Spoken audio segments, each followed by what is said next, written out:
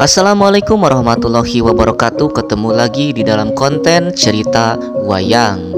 Terima kasih kepada teman-teman yang sudah mengklik video ini dan selalu menunggu konten terbaru daripada channel cerita wayang. Kali ini kita akan melanjutkan tentang pengembaraan para Pandawa yang berhasil selamat daripada Balai Sigala-gala. Setelah perjalanannya di kampung ahli Cakra, kemudian para Pandawa pun hendak melakukan perjalanan untuk meneruskan kehidupan mereka. Bagaimana cerita selanjutnya? Mari kita simak bersama-sama. Cerita bermula yaitu di kampung ahli Cakra ketika Kalabaka berhasil dikalahkan oleh Bima. Kemudian mereka pun mengaku sebagai Brahmana. Mereka bermaksud pergi daripada kampung ahli Cakra dan melanjutkan perjalanan mereka kembali. Kemudian mereka pun berkata bahwasanya mereka akan menuju ke negara Cempalareja dan hendak menyaksikan sebuah sayembara di sana. Lalu kemudian sang Pandita Ijrapa pun mengatakan bahwasanya ada adiknya yang memiliki sebuah toko emas di sana. Lalu kemudian Ijrapa pun menawarkan agar mereka bisa bermalam dan menginap di toko emas sang adik. Sang adik adalah Winarpa yang memiliki sebuah toko emas di ujung alun-alun negara Cempalareja. Dengan demikian mereka pun bisa memiliki tempat untuk beristirahat dan kembali apabila sudah selesai menonton sayembara tersebut. Kemudian para Pandawa pun setuju dengan keputusan Ijrapa dan kemudian para Pandawa pun akan diantar oleh Bambang Irawan. Bersama para pawongan mereka pun pergi menuju ke alun-alun negara Cempalareja.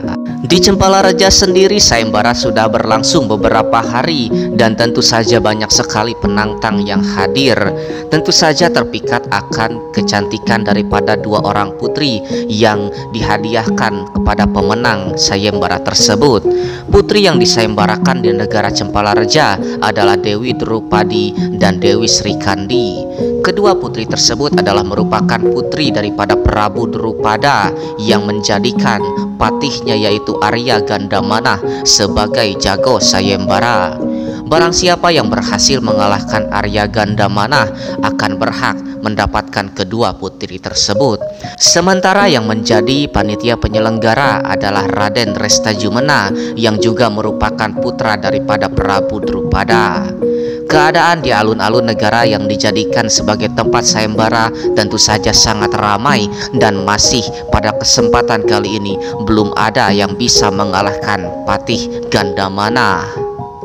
Tibalah pada kesempatan selanjutnya adalah merupakan salah satu kesempatan bagi peserta yang bernama Patih Darmuka.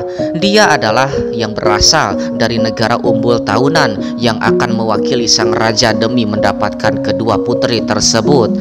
Kemudian tibalah Patih Darmuka untuk menghadapi Arya Gandamana. Pertarungan pada mulainya sangat sengit dan tentu saja kesaktian Gandamana tidak bisa ditanggulangi dan ditandingi oleh Patih Darmuka. Patih Darmuka berkali-kali terdesak oleh kesaktian daripada Arya Gandamana sampai akhirnya terkulai lemah dan tidak bisa kembali melawan Arya Gandamana.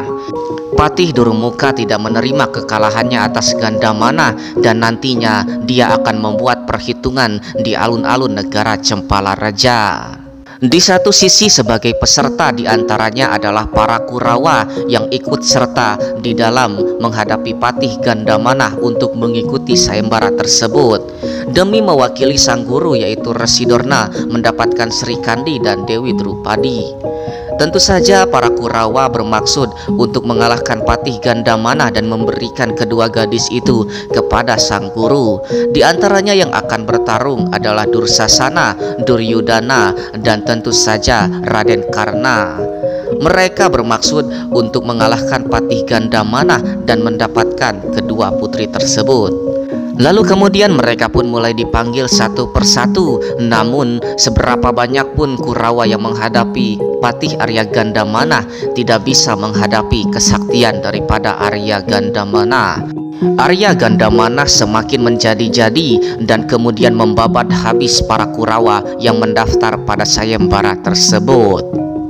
Kemudian di antara deretan peserta ada juga yaitu Raden Balarama atau Raden Aladara.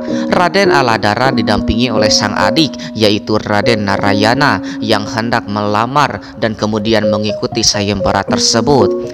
Yang akan menghadapi Arya Gandamana adalah sang kakak yaitu Raden Aladara. Dan tibalah kemudian Raden Aladara menghadapi Arya Gandamana. Tentu saja pertarungan melawan Gandamana tidak mudah dan berkali-kali Raden Aladara terdesak dengan kesaktian Arya Gandamana. Pertarungan pun terjadi sangat sengit dan tentu saja kemudian Raden Aladara terdesak dan tidak bisa menghadapi Arya Gandamana. Gandamana pun berhasil mengalahkan Raden Aladara dengan seketika dan tanpa perlawanan yang memungkinkan. Satu persatu raja dan pangeran muda dikalahkan oleh Arya Gandamana sampai tidak bersisa para pendaftar sekalipun. Tidak ada raja dan pangeran yang berhasil menandingi kesaktian Gandamana sehingga para pendaftar pun mulai habis dan tidak ada lagi peserta yang ikut sayembara tersebut. Namun kemudian di antara kebingungan tersebut karena hari masih panjang dan kemudian sayembara pun kembali dilanjutkan. Dikarenakan peserta dari golongan raja dan pangeran sudah tidak ada lagi, kemudian dibuatlah sebuah peraturan baru yang pada awalnya peserta sayembara hanyalah dari golongan bangsawan, namun kali ini golongan manapun bebas untuk mengikuti sayembara tersebut. Sayembara menjadi bebas diikuti oleh siapa saja dan semua kalangan bisa mengikuti sayembara. Dan barang siapa yang berhasil mengalahkan Patih Arya Gandamana tentu saja akan mendapatkan kedua putri tersebut. Dan dengan diadakan peraturan baru tersebut, kemudian datanglah seorang yang masuk ke dalam gelanggang sayembara. Seseorang itu memiliki tubuh yang tinggi besar dan mengaku sebagai seorang Brahmana. Brahmana tersebut bernama Brahmana Bilawa dan hendak mengikuti sayembara tersebut. Kemudian karena peraturan sudah dirubah, akhirnya sang Brahmana tersebut diizinkan untuk mengikuti sayembara dan melawan Patih Gandamana. Namun di sudut para penonton yang berhasil dikalahkan tadi, terdapat kecurigaan dari sang Raden Narayana dan para Kurawa.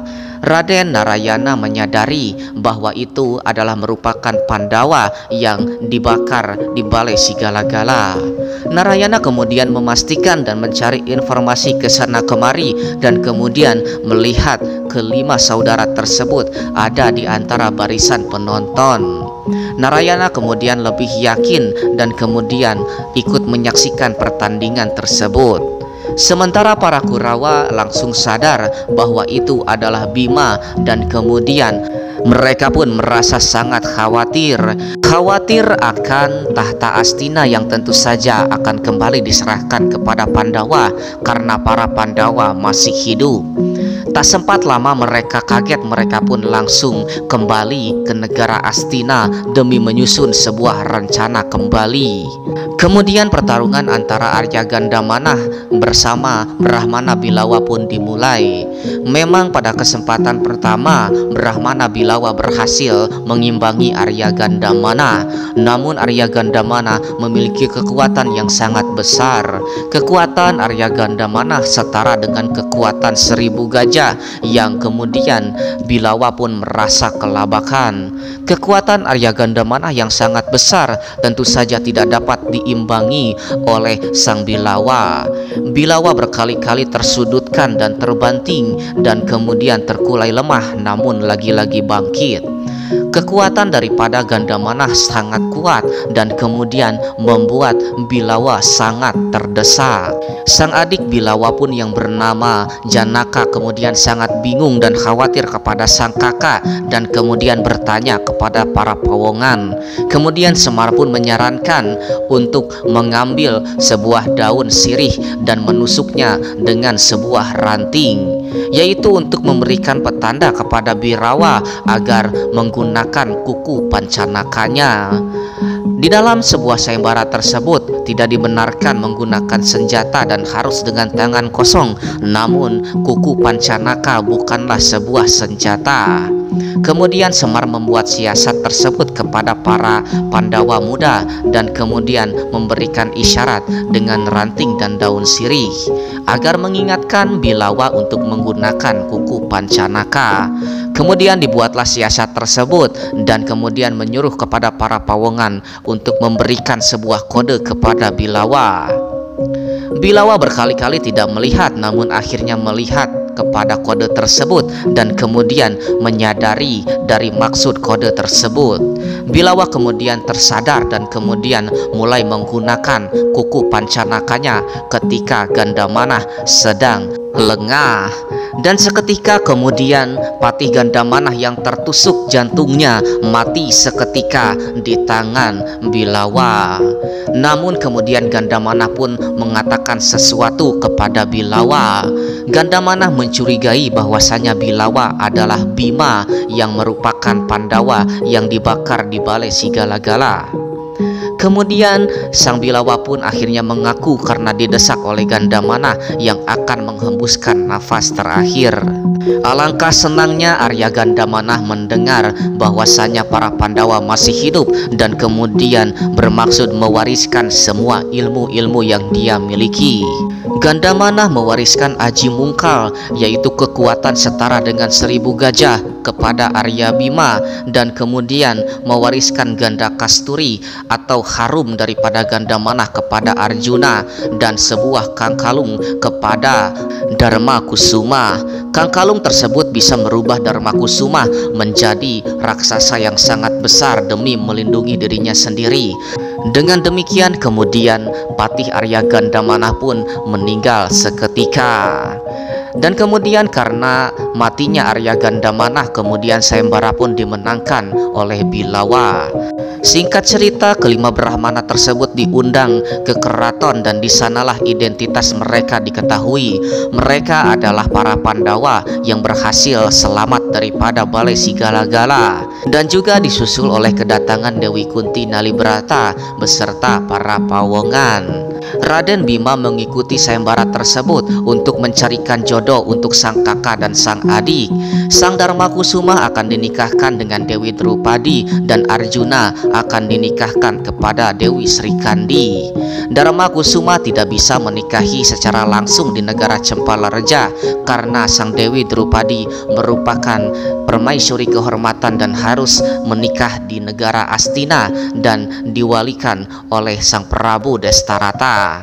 Sedangkan Dewi Srikandi sendiri tidak bisa ikut bersama mereka ke Astina karena Arjuna sudah berjanji untuk menikahi dulu Dewi Subadra.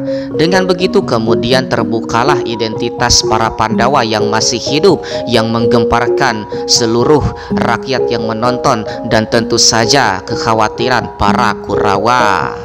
Terima kasih kepada teman-teman yang sudah menyaksikan video ini dari awal sampai akhir, dan jangan lupa terus berikan dukungan dengan like, subscribe, serta komen, dan tunggu video terbaru dari kami. Sekian video yang dapat kita sampaikan, kita akan ketemu lagi di dalam konten selanjutnya. Sampai jumpa.